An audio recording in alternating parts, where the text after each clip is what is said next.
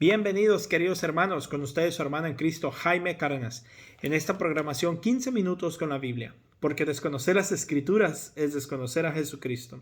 Empezamos en el nombre del Padre, del Hijo y del Espíritu Santo. Amén. Señor, te damos las gracias por todo lo que nos das. Alabamos y bendecimos tu nombre, porque eres bueno y misericordioso. Yo te pido, Señor Jesucristo, que así como nosotros tenemos la bendición de conocerte cada vez más, haya más personas, Señor, que se acerquen a ti. Que todo lo que incluso nosotros estamos viviendo en estos días también sean medios para que otras personas te conozcan. Bendícenos en el nombre del Padre, del Hijo y del Espíritu Santo. Amén. Pues bien, mis queridos hermanos, continuamos con 1 Corintios capítulo 15.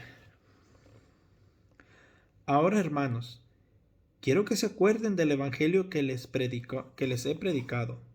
Este es el evangelio que ustedes aceptaron y en el cual están firmes. También por medio de este evangelio se salvarán, si se mantienen firmes en él. Tal como yo lo anuncié, de lo contrario habrán creído en vano. En primer lugar, les he enseñado la misma tradición que yo recibí, a saber que Cristo murió por nuestros pecados según las Escrituras, que lo sepultaron y resucitó al tercer día, también según las Escrituras, y que se apareció a Cefas y luego a los 12. Después se apareció a más de 500 hermanos a la vez, la mayoría de los cuales vive todavía, aunque algunos ya han muerto. Después se apareció a Santiago y luego a los 12, a todos los apóstoles. Por último se me apareció también a mí, que soy como un niño nacido anormalmente, pues yo soy el menos importante de todos los apóstoles y ni siquiera merezco llamarme apóstol, pero porque perseguía la iglesia de Dios. Pero soy lo que soy, porque Dios es bueno conmigo. Y su bondad para conmigo no ha resultado en vano. Al contrario, he trabajado más que todos ellos, aunque no he sido yo, sino Dios que en su bondad me ha ayudado. Lo que importa es que tanto yo como ellos, esto es lo que hemos predicado y esto es lo que ustedes han creído. Pero si nuestro mensaje es que Cristo resucitó, ¿por qué dicen algunos de ustedes que los muertos no resucitan? Porque si los muertos no resucitan, entonces tampoco Cristo resucitó. Y si Cristo no resucitó, el mensaje que predicamos no vale para nada, ni tampoco vale para nada la fe que ustedes tienen. Si esto fuera así, nosotros resultaríamos ser testigos falsos de Dios, puesto que estaríamos afirmando en contra de Dios que Él resucitó, cuando en realidad no lo había resucitado. Si fuera verdad que los muertos no resucitan, entonces tampoco Cristo resucitó. Y si Cristo no resucitó, la fe de ustedes no vale para nada. Todavía siguen en sus pecados.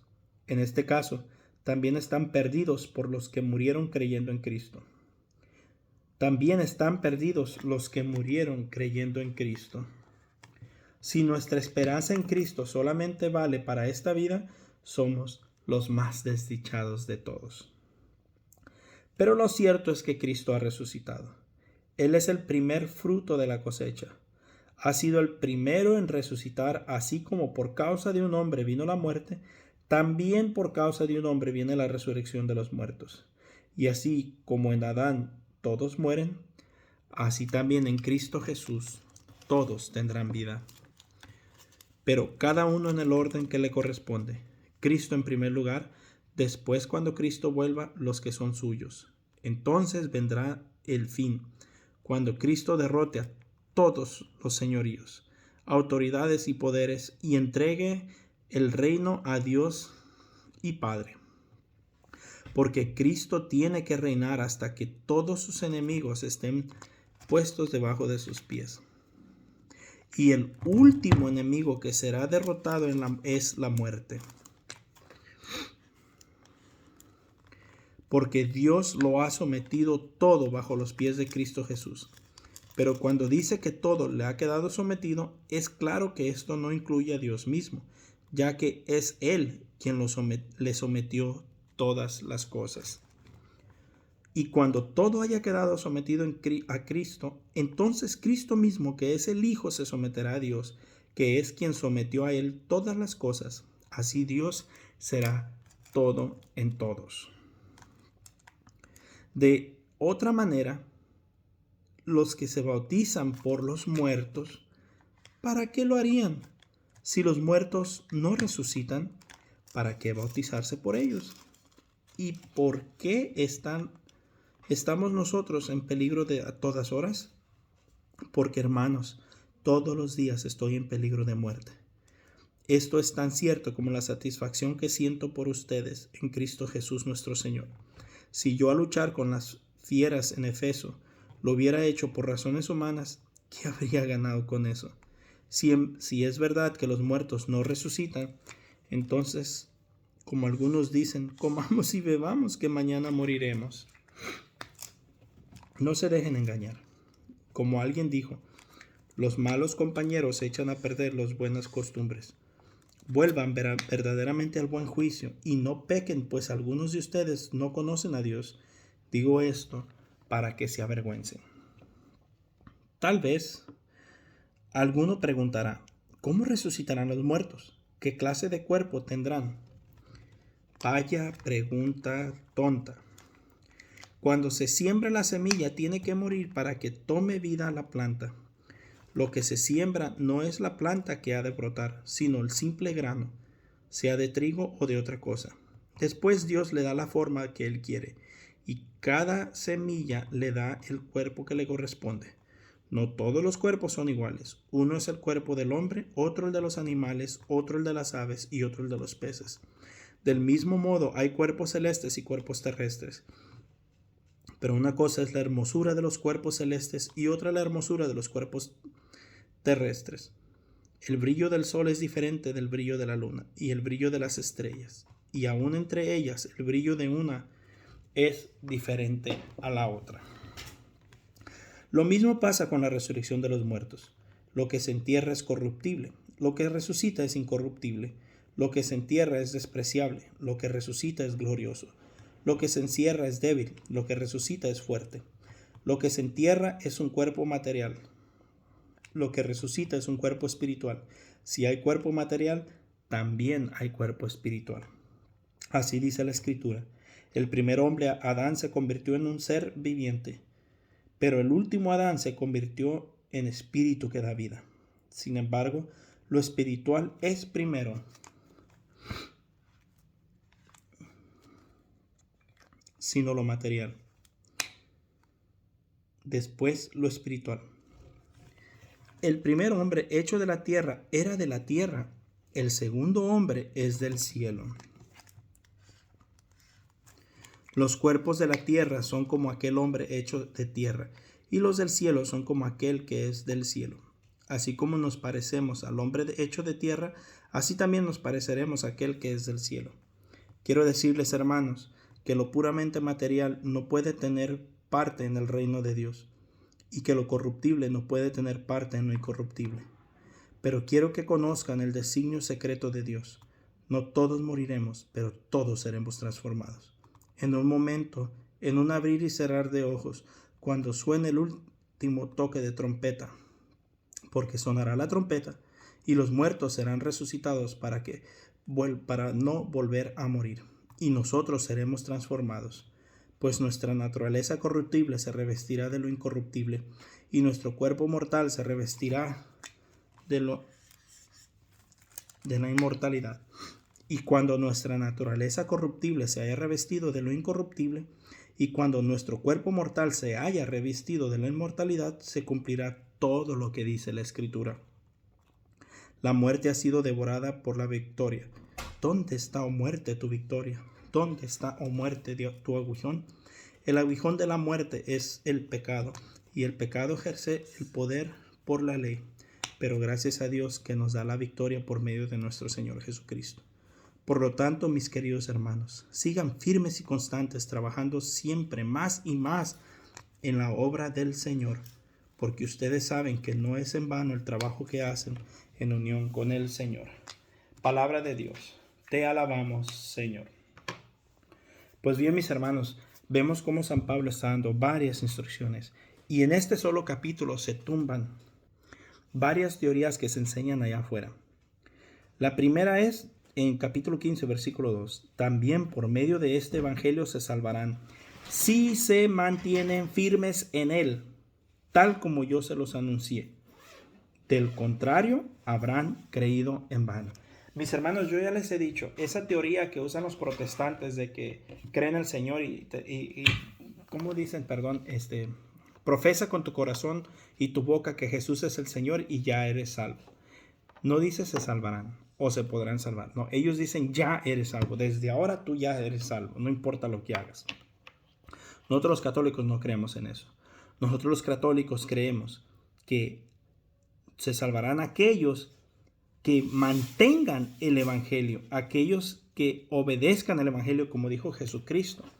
No todo el que dice Señor, Señor entrará al reino de los cielos, sino aquel que escucha mi palabra y la cumple. Mis hermanos, la salvación no es fácil, no es como lo enseñan mucha gente o mucho predicador allá afuera, incluso dentro de la iglesia católica. No, la salvación es muy difícil y solo los arrebatados la alcanzarán. La salvación no es para todos. De hecho, según la Biblia, son más los que se van a condenar que los que se van a salvar. Yo sé que hay muchos sacerdotes allá afuera predicando lo contrario, que el cielo estará lleno. No es necesariamente. Jesucristo dijo, el camino de la perdición es ancho y largo, y el camino de la salvación angosto. Angosto. No todos se van a salvar, no todos nos vamos a salvar. Quisiéramos que todos fuéramos, pero no todos. Esa es la triste realidad. Pero para eso tenemos, mis hermanos, que hacer algo que va a estar en el capítulo 58 del versículo 15. Por lo tanto, mis queridos hermanos, sigan firmes, o sea, que no pierdan la esperanza. El hecho de que estemos predicando esta realidad no significa que ya vamos a perder la esperanza. Nadie nos vamos a salvar, entonces ¿para qué continuamos? No, dice, por lo tanto, mis queridos hermanos, ya que saben que es difícil la salvación, entonces manténganse firmes y constantes, trabajando siempre más y más en la obra del Señor, porque ustedes saben que no es en vano el trabajo que hacen en unión con el Señor. Mis hermanos, todo sacrificio que hagas para el reino de los cielos, toda edificación de la cual tú seas partícipe para el reino de los cielos, no va a ser en vano. Así que te invito a trabajar lo más que puedas. Así te llamen metiche, así te digan que te metes en lo que no te importa, así te digan que te crees más santo, que te crees más bueno. No importa, tú evangeliza a tiempo y a destiempo, que el Señor sabrá qué hacer con el resto. Nuestro trabajo no es ver conversiones. Nuestro trabajo es sembrar la semilla. Lo demás depende de Dios. Después San Pablo empieza a hablar aquí de qué pasa con los muertos y empieza a explicar una teoría que se tumba de los protestantes. Ellos dicen que María está muerta, que los santos están muertos, que qué les andamos rezando a los santos y ya están muertos. Pues miren las palabras, San Pablo está hablando aquí de dos tipos de resurrecciones. Está hablando de la resurrección final, cuando el cuerpo como tal resucita, y está hablando de la resurrección, por decirlo así, la resurrección que tenemos el día del juicio. O sea, el juicio cuando morimos y el juicio final. Es de lo que está hablando aquí San Pablo. Para poner unas palabras fáciles. Dice, Cristo en cuanto a realidad no lo había resucitado si fuera verdad. Si fuera verdad que los muertos no resucitan, o sea, no está diciendo que resucitarán. Está hablando de un presente. Los muertos resucitan. Así que los santos están ya en la gloria de Dios. Con estas partes que voy a leer se tumba la teoría del protestante que los santos están muertos.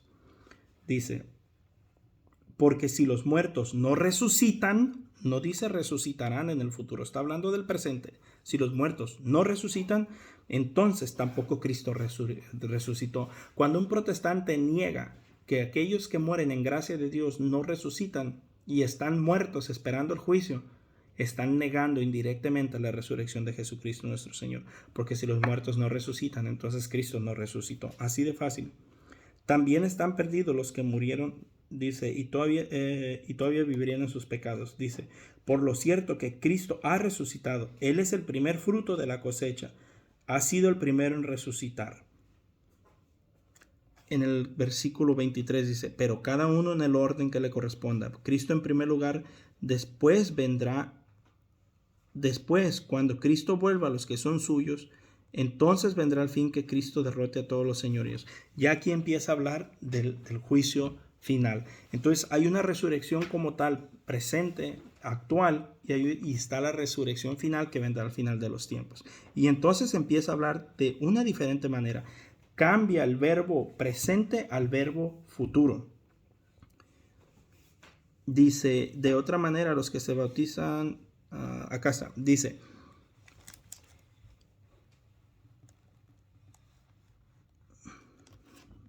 aquí está, en el capítulo 15, versículo 52. En un momento, en abrir y cerrar los ojos, cuando suene el último toque de trompeta, porque sonará la trompeta, y los muertos serán resucitados para no volver a morir, y nosotros seremos transformados. Entonces ya empieza a hablar de la transformación del cuerpo. Y el cuerpo tiene su resurrección final como tal. Entonces ya cambia. Primero está diciendo que los muertos resucitan. Está hablando del espíritu, que el espíritu pasa a la presencia de Dios. El cuerpo queda muerto. Pero llegará el momento donde también el cuerpo resucitará y será transformado, y como tal ya será por la eternidad. Entonces, San Pablo cambia el verbo presente al verbo futuro y explica, miren, dice, aquí está en el versículo 29, dice, de otra manera, los que se bautizan por los muertos, ¿para qué lo harían? Si los muertos no resucitan, ¿para qué bautizarse por ellos? Y bueno, aquí está hablando de que se bautizaban por los muertos. Entonces tumba otra teoría del hermano protestante que dice que no debemos de bautizar a los niños porque los niños no saben lo que hacen ni aceptan a Jesucristo con su propia decisión. ¿Acaso un muerto puede aceptar a Jesucristo por su propia decisión? ¿Acaso un muerto puede pedir perdón por sus pecados por su propia decisión? Claro que no. Entonces aquí tumban otra teoría del protestante que habla del bautismo de muertos, o sea que el bautismo, la fe de los que están encargados, por decirlo así, sirve para el bautizo del otro. O sea, los padres de los hijos podemos bautizarnos.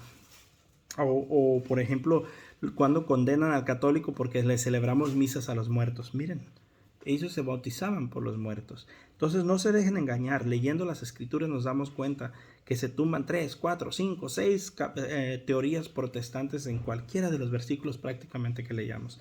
Entonces aquí se tumbaron varias teorías que lo enseñan los protestantes y sin tener que profundizar en teología ni nada. Yo estoy haciendo este estudio lo más básico que puedo, lo más simple que puedo. Y no que yo conozca la teología tampoco, pero estoy tratando de hacerlo lo más simple posible.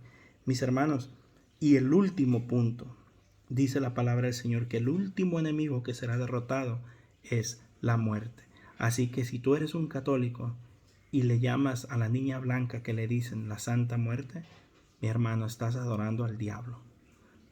Porque el último enemigo que va a ser derrotado es la muerte. La muerte es un enemigo de Dios, no es santa en lo más mínimo. Un fuerte abrazo, mis hermanos, y tengan un bendecido día.